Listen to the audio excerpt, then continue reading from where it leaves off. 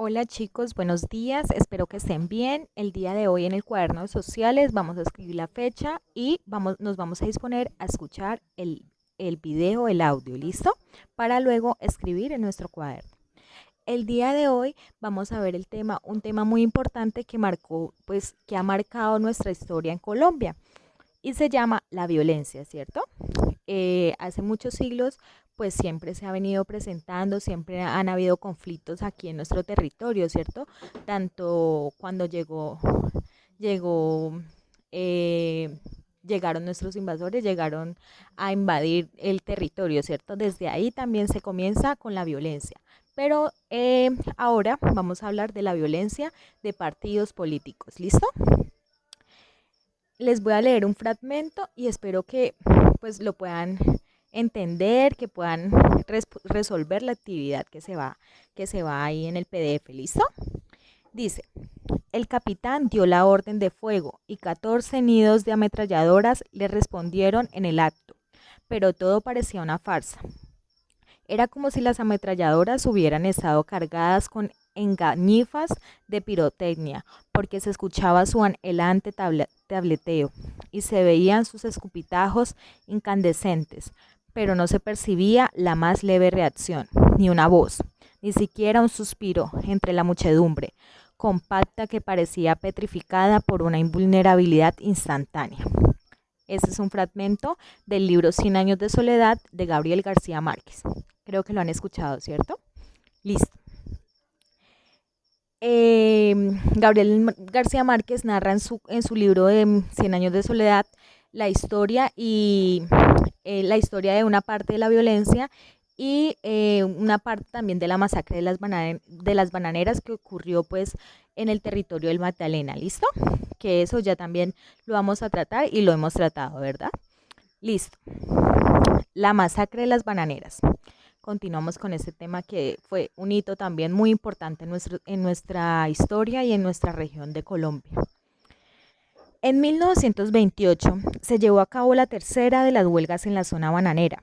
Tras fracasar las negociaciones entre la empresa y los trabajadores, estos últimos dejaron de realizar sus labores y se dispusieron a realizar una marcha hasta la ciudad de Santa Marta para presionar a la United Fruit Company, empresa de los Estados Unidos que operaba la explotación bananera en el Magdalena. Los trabajadores que estaban exigiendo ser contratados directamente por la empresa se reunieron en el municipio de Ciénaga con la intención de iniciar la marcha hasta Santa Marta. El gobierno impuso entonces un estado de sitio y el toque de queda en toda la región y envió tropas del ejército para disolver el grupo de reclamantes.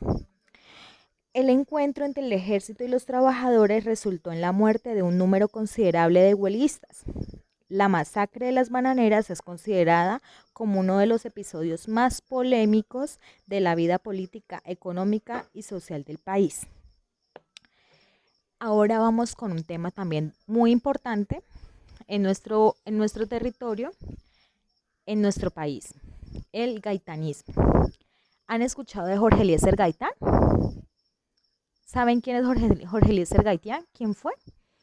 Pues vamos a hablar de este señor, que marcó también un hito muy importante en nuestro territorio en la época, en el año 1948.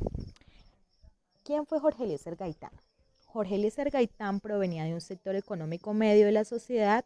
Su padre, quien fue un liberal de poca importancia y dueño de una pequeña librería en Bogotá, tuvo muchos problemas para mantener a su familia y en algunas ocasiones tuvo que luchar para sobrevivir. Gaitán estudió Derecho y recibió una beca para ir a estudiar a Italia criminalística. Criticó duramente el manejo que el gobierno conservador de Abadía Méndez le dio a la huelga de las bananeras, motivo por el cual consiguió popularidad y respeto entre los círculos políticos. Fue Gaitán quien, usando el término oligarquía, criticaba a la reducida y rica élite que controlaba el gobierno, el ejército, la iglesia y los partidos políticos. Entre 1945 y 1948, Gaitán se convirtió en el político más influyente de Colombia. En 1947 se convirtió en el jefe máximo del Partido Liberal y propuso ampliar las medidas intervencionistas para regular la economía. promovió una reforma laboral y defendió el bienestar social. Por su oratoria, es decir, su capacidad de hablar en público, Gaitán era comparado con líderes populistas como Juan Domingo Perón o el dictador italiano Benito Mussolini. Durante el gobierno de Enrique Santos Montejo, Gaitán fue alcalde de Bogotá y ministro de Educación, aunque demostró tener capacidades como administrador. Motivó una protesta de taxistas de Bogotá y alteró los ánimos por su propuesta de aumentar el control de Estado sobre las autoridades escolares municipales. En 1946, el Partido Liberal perdió las elecciones y el candidato conservador Mariano Ospina Pérez se convirtió en presidente. Tras la posesión de Ospina Pérez, se desató una ola de violencia bipartidista que duraría más de una década. ¿Qué fue la violencia bipartidista? ¿Qué es el bipartidismo? La violencia bipartidista fue la violencia que se generó entre dos partidos políticos, que eran los partidos políticos tradicionales, el liberal y el partido conservador. Estos partidos se enfrentaban entre sí y pues habían muchas muertes, ¿no? Porque unos querían el poder y los otros igualmente. Entonces se asesinaban entre ellos y en los territorios siempre hubo esta violencia. Siempre había gente que apoyaba el Partido Liberal, había gente que apoyaba el Partido Conservador. Entonces ellos se mataban entre sí para, para darle gusto a los que estaban en el alto nivel, ¿no? A los que dirigían esos partidos. Entonces, desde ahí empezó la violencia, cuando ya se empezaron a enfrentar los partidos políticos. Ahora vamos a escuchar sobre qué es el Bogotazo. ¿Han escuchado el Bogotazo? ¿Qué fue el Bogotazo? Bueno, el Bogotazo ocurrió después de la derrota liberal en las elecciones de 1946. Los liberales se agruparon en torno a Jorge Eliezer Gaitán, quien a pesar de ser considerado como el personaje más carismático entre los liberales, no gozaba del apoyo de todos los miembros del partido. Para 1948, los incidentes violentos entre partidarios de los dos partidos no habían disminuido, por el contrario, iban en aumento. Sin embargo, la violencia llegaría a su punto más alto cuando Jorge Eliezer Gaitán, quien salía de su oficina en Bogotá, fue asesinado el 9 de abril de 1948. A lo largo y ancho de todo el país se estallaron manifestaciones de protesta por el asesinato del líder liberal. En Bogotá se desató una ola de disturbios que buscaba vengar la muerte de Gaitán, y a la que se unieron multitudes que tenían más intereses en robar y saquear que protestar. Ese 9 de abril fueron saqueados almacenes, se incendiaron templos, tranvías, edificios públicos, civiles y religiosos. Ese día fue un caos en todo el territorio nacional, más que todo en Bogotá. Este hecho fue conocido en todo el mundo, puesto que para esta fecha se estaba llevando a cabo la Conferencia Panamericana, a la que asistieron varios delegados de países extranjeros. El gobierno, para ocultar la verdad sobre los hechos, informó al mundo que los disturbios habían sido promulgados por militantes extranjeros, aliados con los liberales de izquierda.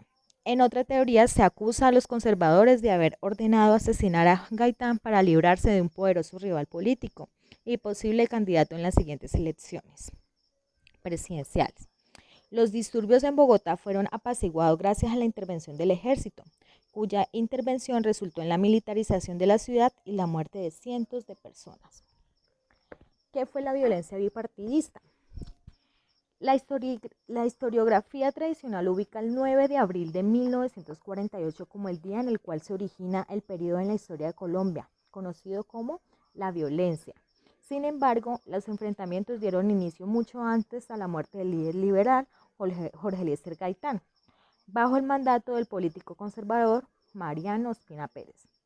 La Colombia rural fue fuertemente atacada con actos violentos a manos de la policía, los chulavitas les llamaban en esa época, y los temidos pájaros, quienes perseguían y asesinaban liberales y opositores políticos. Por otra parte, el gobierno nacional limitó el accionar de los diferentes sindicatos, vigilando sus actividades políticas y reprimiendo las distintas huelgas de trabajadores. Aquí dejamos el tema por el día de hoy. Espero pues que hayan entendido un poquito de nuestra historia política regional y y nacional, porque esto fue un hito importante en nuestro territorio.